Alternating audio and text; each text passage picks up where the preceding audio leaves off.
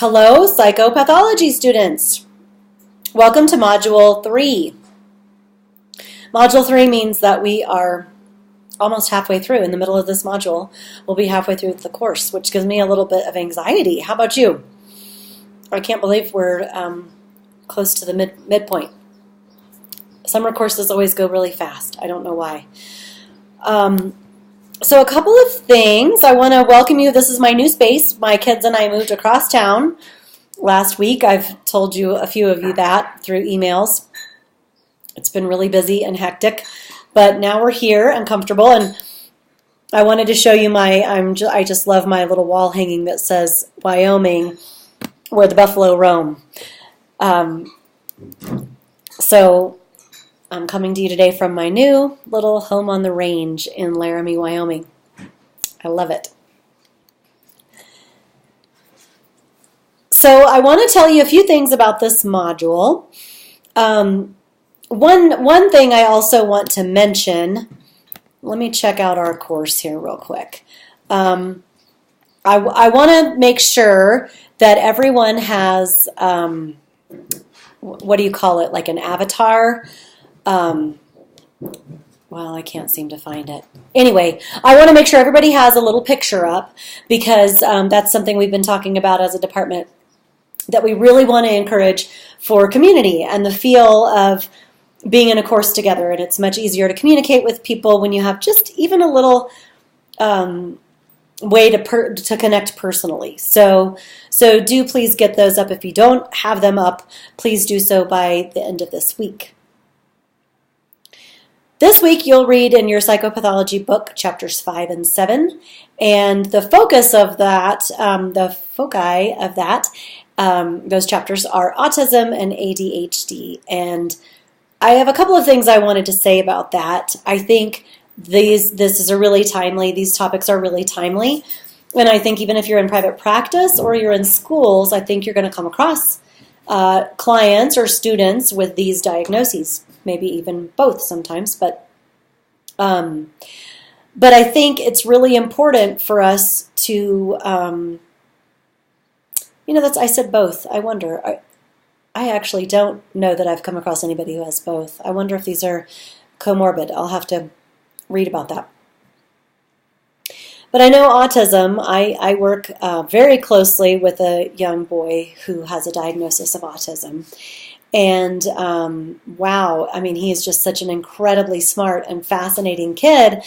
Has a really tough life. Mother is a drug addict and is losing her rights to parent him. He's been living with someone else now for a few years. And so a lot of times we find there are other things going on for kids. Sometimes not. Sometimes everything's fine in the home. But when you have these multiple issues, it can be a real challenge to work with a child like this. As far as ADHD, I've worked with a couple of kids with ADHD, but I have two current clients, adult clients, who deal with ADHD. They got their diagnoses when they were adults, and they got the diagnosis, and then they came to me to just talk about what it feels like to have this diagnosis and how it impacts their lives, and I think the diagnosis actually relieved them because they had been struggling so much in their lives. And then when they got this diagnosis and realized that other people felt the same way or that other people struggled with the same frustrations, they felt better about it. They felt like, okay, now I have a plan and I want to get better and I want to do better. So for these two clients in particular, the diagnosis was a relief. And undiagnosed, they're both one's late, probably early 30s, and the other one is early 40s. So this has really impacted their lives.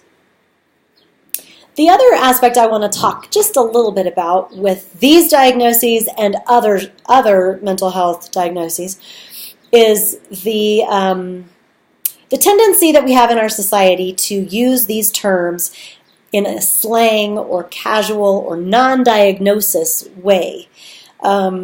We might describe someone who's antisocial. I mean, I wouldn't. Maybe I did in my past, but we as a society might describe someone who's quiet or on their phone and say he's got autistic tendencies, or I've heard women say that their husbands are acting autistic again, or things like that. And then certainly you hear someone can't find something or they're distracted and they say, oh gosh, my ADHD is kicking in. The other common one that I hear a lot is OCD. People saying, God, I'm so OCD about this. So I want you to ponder just for a minute, if you yourself do that, and or if you hear others do it, and what that might be like for someone. We don't wear signs with our diagnoses on them. So what that might be like for someone to hear a friend say that if they really do have that diagnosis, but maybe you don't know because you cannot tell by looking for sure. So it's something to think about when you're interacting with people as a person who either is a therapist or going to be a therapist. How do you want to deal with that and bring that topic or discussion to your community? Or do you? Maybe it's not something that strikes a chord with you. But I do think, pay attention to that when you hear it. I had a friend, I don't know, friend is a big word. More like an acquaintance friend, but we're not super close. But she's a nurse, and I was discussing something where I had big decisions coming up in my life, big ones, and I couldn't decide. And like one day I would think, okay, this is what I'm going to do, and then I'd really think about it, try it on, and then a few days later I would say, I think I'm not going to do that. I think I'm going to try this. And I couldn't decide, and this was like a long process, and these things were big. So anyway, this friend, I don't like calling her a friend because this made me mad, as if you can't tell. She asked me, so have you decided what you're going to do? And I said, well, yeah, I have. This is what I'm doing. And this was kind of in retrospect. This is what I have decided. And she said, well, good. I'm so glad you decided it because you were being really schizophrenic about it. So, number one, that was a really hurtful thing to say to someone who was just struggling with a decision. But number two, it was inaccurate, very inaccurate. That's not a good diagnosis of schizophrenia at all. And then also hurtful to people who might have the diagnosis of schizophrenia for it to be thrown out in this negative way. So I think it's important for all of us to be really mindful about how we come across, and especially as we become therapists. And I actually do hear other therapists sometimes say things like, oh God, I'm so OCD about this. And sometimes I take issue with them, and sometimes I don't. But perhaps maybe I want to more than I do. So just something to think about as you get a little bit up close and personal with some of these diagnoses, just what you think about that and how you would handle that in your life when it will happen, as it will. You'll hear kids say it. Your kids might say it and use these terms very casually, but to keep them aware too of what that might be like if they say that in front of a friend. So I want to talk a little bit about attachment and as it relates to psychopathology. I've talked a little bit before about developmental stages, and the book talks about the developmental stages and when something happens to an individual during that really important developmental stage, what that's like and how development may be delayed or even, stopped. I want to talk about attachment because I think we could have an entire class dedicated to attachment. So I can't say too much because I could talk forever about attachment. A lot of research is being done on attachment as it relates to women and addiction, women and alcohol addiction, and other drug addictions, and men as well, especially early attachment. So anyway, I think it's a fascinating topic, and I really encourage you to read anything that you can about attachment. David Schnarch talks about attachment, Schnarch, or something like that. Schnarch talks about attachment, and I encourage you to watch some of his videos or read some of his books that are focused on attachment. And as it relates to psychopathology and how it impacts people throughout their lifespan, it's really important. And when you have a caregiver, a mom or dad, or a grandparent, depending on who's caring for the child, who has either like a mental health disorder, a mental health diagnosis, say the mom has, just for instance, if a mom has depression or postpartum depression severely and can't make eye contact with the baby, can't make sustained eye contact with the baby, what that does to the baby's brain is significant. So when I hear that in a client, when I hear somebody say my mom struggled with depression when I was young, or my parents both struggled with alcohol abuse or drug abuse, or things like that that take people out of their normal way of interacting with someone. Okay, so mental health, mental illness is one of those, and so is addiction, certainly. So when you hear that in a client, it gives you a little bit of a some notice that, oh my gosh, this client may have some attachment things going on. And so then you look at their relationships and how those are impacted. And oftentimes you can see a direct, there seems to be a connection there. So, and then as well as for your client to struggle with addiction or depression, the chances are commonly increased. So just something to pay attention to. When you hear the word attachment, pay attention. It's important. It's more and more studies are being done. So I really encourage you to research that yourself a little bit more than the context of this course allows. So a couple other things. I wanted to talk about discussion 6 and the developmental pathways. This is also something that I feel like we could really talk a lot about, and I want you to really explore this within the course and then even on your own. I think you will, if you get to thinking in this way, those developmental pathways and what happens along those pathways as it relates to psychopathology and diagnosis, I think if you start to think in this way now, it will really help you. You will think about these things. You will question in your private practice or your practice, wherever you work, or your school. You will question, how does this happen? As I think one of the questions is framed like this, here's the one kid and the other kid, and this kid is struggling and this kid isn't. What happens? And you'll ask yourself this question, and people will ask you this question all along your career as a counselor. What happened? Why are people this way? Why do people react so differently to this very similar stimuli? What is it that makes people tick so differently? So think about that. Ask yourself that question as you move through this course. Just kind of constantly keep that in the back of your head about what's going on along these developmental pathways. And I think you'll get a lot out of it if you have that question in your mind just throughout. So for this module, you also have your first journal assignment.